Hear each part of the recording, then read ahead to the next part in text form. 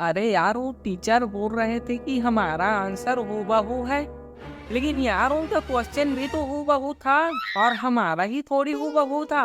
वो अरुण वरुण का भी देख लेते, वो तो टॉपर है फिर भी उनका आंसर सेम टू सेम। अपने आप को किसी से कंपेयर मत करो, सब तुम्हारी तरह चूतिए नहीं है। वैसे जिस दिन पढ़ाई करना था उस दिन क्या कर रहा था तू? पोस्टमैन ने दरवाजा खटखटाया। मैं हाथ में बियर और मुंह में सिगरेट लेके बाहर आया। तो पोस्टमैन ने पूछा तुम्हारे पापा घर में हैं? मैंने कहा भूतनी के क्या मुझे देख के लगता है कि मेरे पापा घर में हैं? और मैंने कहा मेरे माँ बाप अभी दूसरी जगह गए हैं, आई इन्फेक्शन फैल रहा है इसलिए वहीं रुक गए हैं। फिर मैं पढ़ाई नहीं किया, सीधा सो गया। उसके बाद मैं सीधा अगले दिन उठा तो देखा कि मेरे पापा मेरे मोबाइल को चला रहे हैं। यार फिर तो मेरी जान ही जाने वाली थी। फिर मुझे याद आया मैं तो सिंगल हूँ। वैसे तू क्या कर रहा था? तूने भी तो चीटिंग की ना।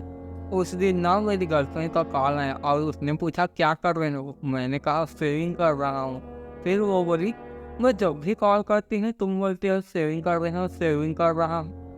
दिन में कितनी बार सेविंग करते हो? मैंने कहा 40 से 50 बार। वो शौक हो गई, 40 से 50 बार? अरे पागल हो क्या? तो मैंने कहा अरे पागल नहीं हूँ, नाई का काम कर रहा हूँ। तो फिर उसने दिन भर बात किया तो मुझे पढ़ने का टाइम नहीं मिला। और रात को वो अपने मम्मी के साथ सोती है, फिर मुझसे रात भर बात करती है। तो उसके रात भर बात करने की वजह से भी मैं नहीं पढ़ पाया।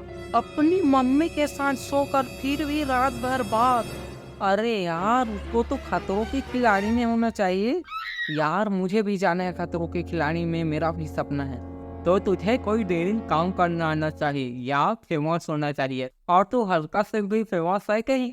एक बार ना मैंने अपने दादाजी के फोन को साइलेंट से हटा दिया, तब पूरे मोहल्ले में एक खबर फैल गई कि मैं मोबाइल ठीक कर लेता हूँ। तो बस उतना बस फेमस हूँ। तो तू मोबाइल रिपेयरिंग की दुकान खोल ले। अरे नहीं यार, मुझे गवर्नमेंट जॉब करना है, लेकिन ओबीसी वाला हूँ तो जल्दी लगता नहीं है। काश मैं दूसरे कास्ट का होता तो अच्छा नागरिक बन पाता। अच्छा बता तुझे कौन से कास्ट के लोग अच्छे नागरिक लगते हैं? बनिए। वो कैसे? अरे वो हर जगह लिखा नहीं होता, देश के अच्छे नागरिक बनिए, देशभक्त बनिए। जो भाई जो मेहनत करता है उसे नौकरी मिलता है। पजामा और प्लाजो दोनों सगे भाई हैं, बस फर्क इतना है कि पजामा सरकारी स्कूल में पढ़ा है और प्लाजो कॉन्वेंट में। अरे पापा कहाँ जा रहे हो? ओ बेटा मेरा एक दोस्त ना तमिल सीखना चाहता है, तो ना उन्होंने 3 महीने का एक तमिल बच्चा गोद लिया है। तो जब वो बच्चा बड़ा होगा तो वो लोग उससे तमिल सीखेंगे। तो उसी खुशी में उन्होंने पार्टी दिया है, तो तेरी मम्मी और मैं जा रहे हैं। तो आप भी ले लो कोई इंग्लिश बच्चा वो, फिर हम सब इंग्लिश सीखेंगे। नहीं बेटा मैं तो तेरी मम्मी को तलाक देना चाहता हूँ। क्यों? वो मुझे बर्तन फेंक कर मारती है। लेकिन वो तो आपको 25 सालों से बर्तन फेंक कर मार रही है। हाँ लेकिन अब उसका निशाना पक्का हो गया है, फंसा दिया इसके साथ मेरे माँ बाप ने। पता है हमारे देश की सबसे बड़े 2 अंधविश्वास हैं। एक की लड़के की अगर शादी कर दो तो सुधर जाएगा, और दूसरा अंधविश्वास लड़का शादी के पहले बहुत अच्छा था, शादी के बाद ही बिगड़ा है। और ये ससुराल वाले हाल चाल पूछ लेंगे, लेकिन ये कभी नहीं पूछेंगे कि हमारी बेटी के साथ तुम खुश तो हो ना, हमारी बेटी तुम्हारी बात तो मानती है ना। ये चीज कभी नहीं पूछेंगे। दुनिया में 3 ही लोग हैं जिनकी बातें औरतें ध्यान से सुनती है, एक टेलर, एक फोटोग्राफर और तीसरा ब्यूटी पार्लर वाली। बाकी तो वो किसी के बाप की भी नहीं सुनती। हेलमेट और पत्नी दोनों का स्वभाव एक जैसे होता है, अगर सिर पर चढ़ा कर रखो ना तभी जान बचेगी। अंकल शुरू से बताइए ना आपके साथ क्या क्या हुआ, ताकि हम वो गलती ना करें।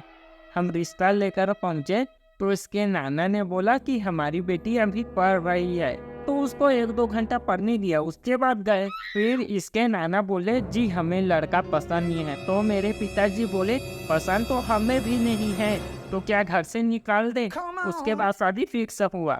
और इसके मम्मी के गांव की भी क्या अजीब परंपरा है, लड़की को चूहिया और लड़के को चूहे समझते हैं शादी में। शादी में ना गाना भी ऐसे गा रहे थे, चूहे का सेहरा सुहाना लगता है, चूहिया का तो दिल दीवाना लगता है, पल भर में ऐसे कुतरते हैं कपड़े, अब तो हर कपड़ा पुराना लगता है, बस बाकी में मैं चेक कर जाऊंगा। लेकिन हाँ बेटा, तुम लोग तो शादी में ना वीडियो बनाते रहते हो, लेकिन उस टाइम ना लड़की के विदाई के वक्त माता पिता के साथ साथ मोहल्ले के लड़के भी रो देते थे। अच्छा अंकल, ये बताइए तो आप तो पिताजी के जमाने में आप तो पिताजी के 8-8 बच्चे थे, लेकिन आपके एक ही क्यों? बेटा वो इसलिए क्योंकि उस जमाने में ना पत्नी पति के सामने मुंह नहीं खोलती थी और न ही पीठ दिखाती थी। I am ready. तुम तैयार होने में बहुत टाइम लगाती है, देखो मुझे देखो, 2 मिनट में रेडी हो गया। मैगी और बिरयानी में फर्क होता है। वैसे मैं कैसी लग रही हूँ? बहुत खूबसूरत। Thank you. काश तुम भी इतने खूबसूरत होते तो मैं भी बोल पाती। कोई नहीं, तुम भी मेरी तरह झूठ बोल दो। अच्छा एक बात बताओ, मैं 30 किलोमीटर मायके जाती हूँ तो तुम मुझे लेने नहीं आते, लेकिन तुम्हारा वो दोस्त जो शादी में कुछ ही पल के लिए मिला था, उसके लिए मुझे लेकर 40 किलोमीटर जाओगे। अपने बीबी और उस दूर के दोस्त में इतना अंतर। शादी के लिए 36 गुड़ मिलाने पड़ते हैं, फिर भी इतना प्रेम नहीं होता। लेकिन मित्रता में बस 2 गुड़ मुर्गी और दारू मिल गए तो कुछ ही घंटों में अटूट प्रेम हो जाता है। वाह पतिदेव, वाह के बाद मेरी शराफत देखी, मैंने आपको बगैर देखे शादी कर ली। अरे मेरी शराफत देखो, मैंने देखकर भी इनकार नहीं किया। अब बस करो और चलो, और हाँ तुम बिना पूछे कहीं मत जाना। मम्मी मैं इतना बड़ा कब होऊंगा कि आपसे बिना पूछे कहीं जा सकूं?